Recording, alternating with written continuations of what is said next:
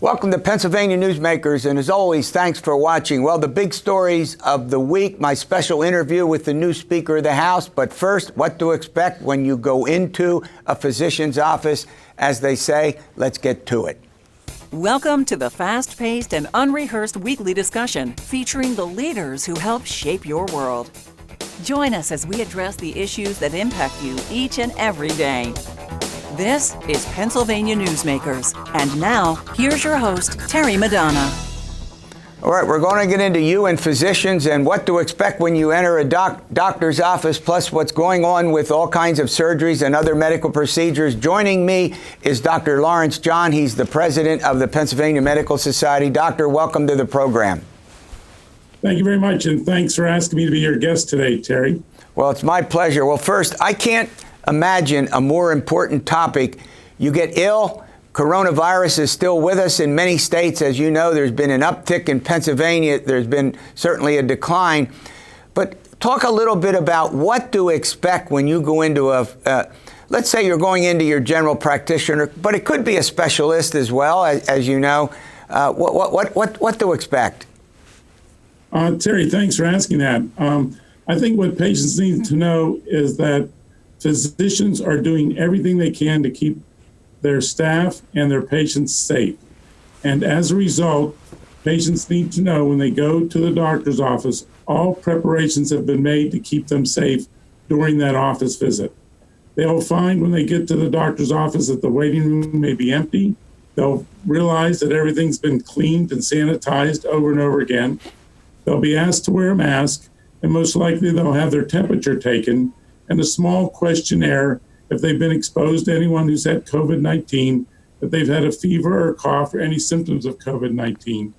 And once they answer these questions correctly and have no fever, they'll be taken into the exam room, where the exam room will have been thoroughly sanitized in between each patient, and the patient and the doctor both will be wearing masks. Yeah. And they'll continue to do everything they can to keep the patient safe.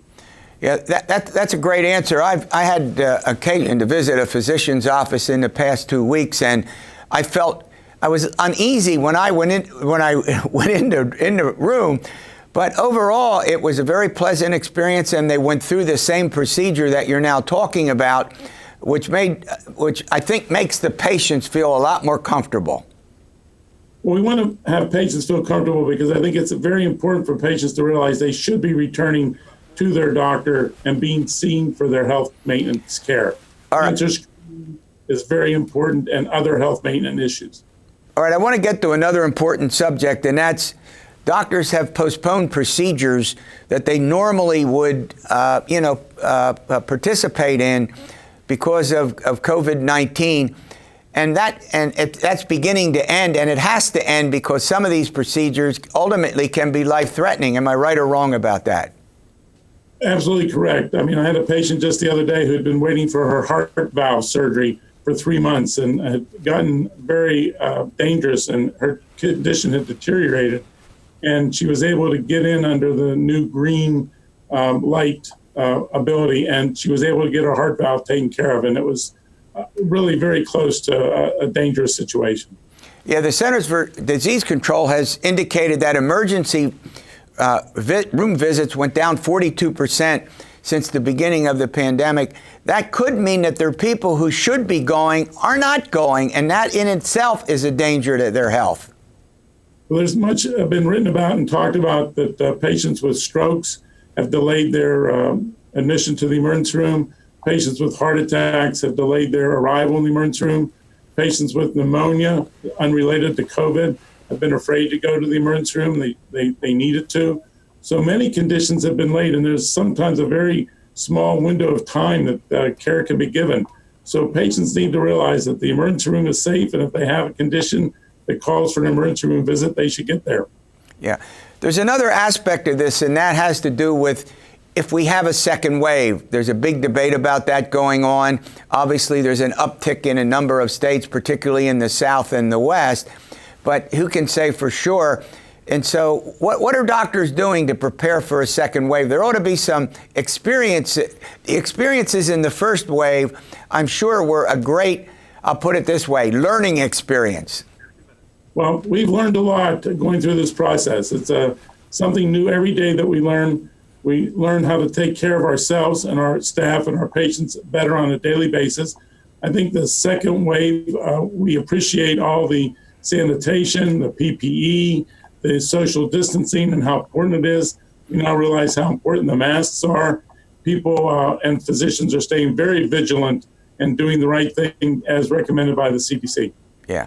Well, I'll tell you, COVID-19 has had an impact on physicians and other medical personnel that have come down with the disease, largely because of their close interaction. Is that a serious problem going forward, or do you think that's been mostly managed now? No, I think it's quite serious. We met with the administrators from Maryland last night, in fact, and they had a 52-year-old physician who had just died. I read about a teacher at Columbia, a 72-year-old physician who had just died. And so physicians and all medical staff are putting themselves at risk in taking care of the COVID-19 patients. It's absolutely still a very big concern. Well, look, Doc, I want to thank you for coming on. You're always welcome, and you'll come back and bring us an update. If we, hopefully we won't have a second wave and we'll be out of this. And we'll have to see what this does ultimately to people applying to medical school, something we can talk about, the wave of the future and where all that goes. Thanks again. It's a pleasure to be with you, Terry. Thank you so much. All right, coming up, my special interview with the new Speaker of the House, Bryan Cutler. He joins me next. This broadcast of Pennsylvania Newsmakers is presented by the Pennsylvania Chamber of Business and Industry, the statewide voice of business, and by the Pennsylvania State Education Association and Partners for Public Education, bringing the power of a great education to our schools, our students, and our communities.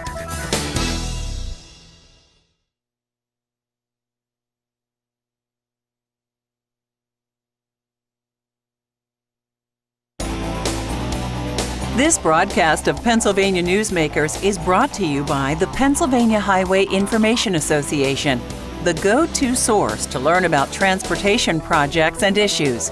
Please visit pahighwayinfo.org. And by the Pennsylvania Manufacturers Association. Business in Pennsylvania is our business.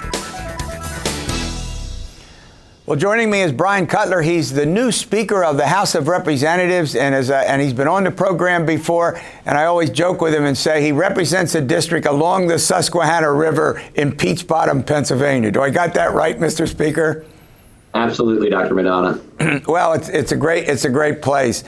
All right, well, I want to talk a bit this morning about your role as Speaker, but before I do that, let's discuss, if you can, what are the 3 or 4 top priorities in the House of Representatives? I think obviously working them out with the state Senate and then getting Governor Wolf to approve of whatever you all do in the state legislature is critically important. All right, go ahead. Top couple of issues. Yeah, well, we wasted no time. I was elected on Monday, and we jumped right into some pretty heavy topics right out of the gate. We passed a pair of police reform bills that we had worked on. And we also passed an educational reform bill for the State School of Higher Education, or the PASHE system, as many folks might know it. Here locally, that would be Millersville University.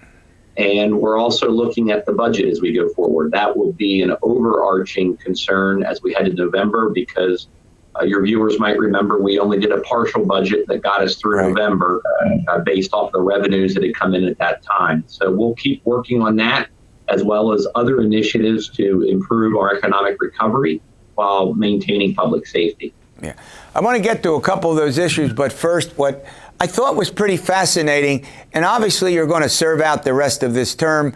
We have an election. Every member of the State House, if they're seeking re-election, has to stand on the ballot, all 203 seats up. But what was fascinating about your election was you were unanimously elected. Did that surprise you? Unanimous? No, I've got a pretty good working relationship with the House Democrats, and there were some procedural things on the floor that made that possible. So I certainly appreciated Leader Dermody and now Leader Benninghoff. Yeah. We all worked through that together. Yeah. Well, I think that's a very critical part of what goes on in the legislature is the huge ideological differences, geographical differences that exist, the base of support. And that has only grown over the last couple of decades. So you think that you can reach compromise on a number of these important issues with the Democrats and ultimately, obviously, with Governor Wolf?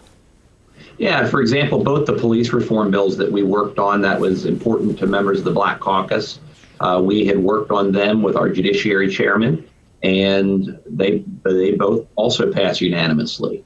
And it was certainly a good day. I thought we had a good discussion in terms of the debate on the House floor. And I think that there's still some work there that could be done. And I know that they're working on some additional thoughts and ideas and bills as we move forward.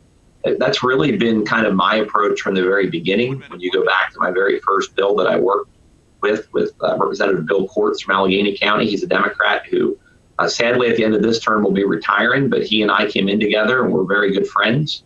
And we worked on an issue related to game wardens. And I've always tried to find a Democrat that had a similar issue and then work it on both sides of the chamber. And typically the results show when it comes time to vote, you'll get either a really broad bipartisan vote or most times unanimous. And even with the swearing in ceremony itself earlier this week, I had a Democrat second my nomination, Representative Pam Delisio from Philadelphia.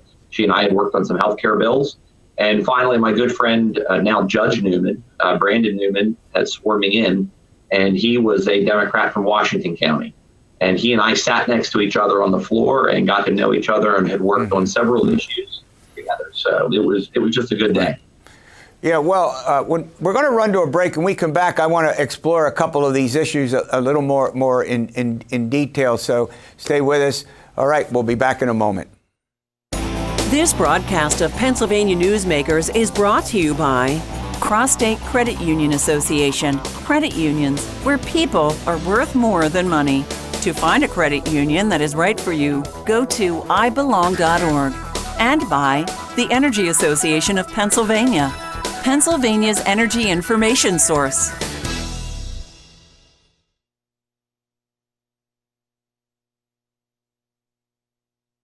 This broadcast of Pennsylvania Newsmakers is brought to you by the Association of Pennsylvania State College and University Faculties, representing the faculty and coaches who are devoted to providing quality public higher education for Pennsylvania's college students. Well, my special guest is the new Speaker of the House of Representatives, Bryan Cutler. He represents a district in southern Lancaster County. All right, Mr. Speaker, I have to ask you, the revenues obviously have fallen off sharply. Coronavirus, people not working. We could go through the reasons why, but it's certainly going to have an impact on the state budget. And I guess one of the questions that I keep getting, and I'm sure you get, are you going to have to raise taxes in order to fund the essential programs of the state? No, not necessarily, Terry. When you look at our current budget, one of the reasons we did a partial was so that we could spend the money that we had. At that time, we also set back a little over $1 billion of the coronavirus CARES money that came from the federal government. So that's sitting in reserves while we wait and see what the economy does here going forward in terms of how quickly it reopens or recovers. So I think the natural starting point is you look at what the revenues are as we head into November, and then you make a determination at that time in terms of what revenue or expenditures that we can do going forward, because that really is kind of a pay-as-you-go system. I think that's how most folks in the state run their household budgets, and we'll be the same. Chairman Saylor did a wonderful job as we headed into June, and as you might remember, there's not been a time recently where a budget was done this early. Right. And I think in a lot of ways the situation kind of dictated it because we only had so much money to spend. So that's what we did. Yeah, well, not only done early, many of them were done late. So you're on to something. All right, one of the other aspects has to do with as every county in the state of Pennsylvania will be green soon, with the exception being Lebanon County. The question I have is, how quickly do you think, based on your discussions with many people in the business community, this economy in our state will get up and rolling? I know now you can begin to see the transition. Many more cars on the road, many people sitting outside at restaurants. It's really picked up steam. It certainly has. I mean, that's kind of been my gauge throughout all of this. In the early weeks of the pandemic, I could make it to Harrisburg in a little over an hour. My commute's back to a normal time now, like an hour and 20 to an hour and 30 minutes. So I think that's a good indicator that folks are returning to normal. Although, to be very clear, I think that there are some individuals who have other problems, other health issues. So they might be a little slower to return to either the workforce or their daily routines. But that'll be part of the natural ebb and flow, I think, as we begin to reopen. And it's really difficult to model because we've never been through this before. So we'll keep an eye on the revenues. Our appropriations staff under Chairman Saylor does a great job. And I'm sure that they'll be able to predict that as we get closer to November, and then we can look at what the next steps are. Yeah. We also have, and we've talked about this with, I've talked about this with other guests, nursing home protections. That's a critical issue given 68% of the deaths from COVID-19 in the state of Pennsylvania have occurred in nursing homes with personnel as well as, the residents of the nursing homes. It certainly is a big issue because that's really the individuals who are most at risk. And I think that they should have the most protections as well. Unfortunately, we weren't as quick at the state level through the department to initiate some of the protections there. Florida, for example, their first two orders were nursing home related to protect their senior citizens in the nursing homes. Right. I think in hindsight, that's something that we probably could have done better as a Commonwealth. Right. But I think they've got the testing and the protections in place now. My own daughter works at a long-term care facility or a nursing home. And I know that they have some pretty strict protocols before she goes in. So it's something that we need to continue to monitor. And I think that those facilities will have the extra protections for some time to come. Look, I want to thank you for coming on. You're always welcome, and we hope to see you soon. All right, coming up, Jan Murphy from the Patriot News, PennLive joins me for a discussion. How about this? The big stories of the week. See you in a moment. This broadcast of Pennsylvania Newsmakers is brought to you by the Pennsylvania Medical Society.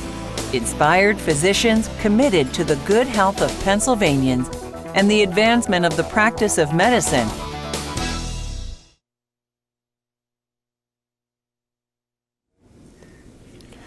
Well, Jan Murphy joins me. She's a Capitol reporter for the PennLive Patriot News. Jan, as always, welcome to the program. Hi, Terry, and thank you for having me. Well, I have to start out with a topic that you and I have discussed over probably more than a decade. And every time it comes up, it doesn't exactly go well with the residents of the state of Pennsylvania. It's called a pay raise for state lawmakers. Maybe not this year, correct? That's right. Those people that get up in arms about legislators getting a pay boost and from this 1995 law that allows for automatic annual increases. This year, the legislature it's just one vote away in the Senate from going to the governor that would freeze the pay for not only legislators, but the judges and all the top executive branch officials, governor, treasurer, auditor general, attorney general, and the cabinet officers and the lieutenant governor. So that's, but it's a bill that originated from Representative Frank Bryan out of Lebanon County. And he said, he thought in these times where citizens are struggling, the Commonwealth certainly is about $5 billion in the hole. It needs to fill that hole. That it's just necessary, and I guess it would only prevent us from spending, according to the Senate Appropriations Committee, about $3 million. But every little bit helps when you're looking at. Well, given the high unemployment, the people who filed unemployment, for unemployment compensation, I mean, it only makes sense. That would have, and you couldn't imagine lawmakers raising their salaries in the midst of the pandemic. No, that would have been a sure way to get a lot of the incumbents out. All right. Well, let me go to another important topic. In Congress, there's been a big dispute between Democrats and Republicans over how to handle policing reforms in the wake of, I'll call it what it is, the murder of George Floyd. In the Pennsylvania legislature, something remarkable, in my humble judgment, has occurred. Republicans and Democrats have basically now, I'm not saying they've, on every aspect of policing, they've been in agreement, but they've been willing to put partisanship aside and to begin to move some pieces of legislation. Yes, this week we saw that both the House and Senate take action on policing reform bills. And in both chambers, they said this is a first step. It's not the end of the discussion. But what the Senate did was pass legislation that would require municipal police departments to have use of force policies. And another bill would, or I guess that's the same bill, that would ban chokeholds. And then in the House, there's a bill that would help strengthen the training and the hiring practices of police departments and creating a database of officers who have, police misconduct on their record, so that when they do go to get another job, the employer, the prospective employer, would be able to look at those records. So that's key. But I mean, both those bills passed unanimously, and in the House, actually, they stood up and applauded. That's what's amazing to me. But you just reeled off the list of the things that they've done. They only make sense. They're not going to intrude literally on law enforcement in terms of the effectiveness of it, but yet there's information about, an individual cop's background that we need to know. There's all kinds of other information that needs to be made available so that judgments can be made about these individuals when they're out on the street and out on the roads and the byways of our state, literally protecting us. Yeah, and it's not. One of the downsides is that this database that the public feels like there's a need for. There is a lack of transparency to the public. It's something that is, only prospective employers would have access to those records, and there's some folks out there, in the media too, that would like to be able to have access to find out if an officer gets in trouble. Let's look to see if he has a history. We can get that in other states. We can't get that here, and that's one of the downsides of this bill. But, in the interest of compromise, it did pass, and it had support from, the police organizations all across the state. Although I did hear, several of them say that they, like you said, they already have this in place. It's kind of like unnecessary, but it also now it could be. All right. Hey, thanks. Hey, thanks for coming on. A wonderful update. We'll hope to see you soon. We'll see you next week for another edition of Pennsylvania Newsmakers. And as always, stay well.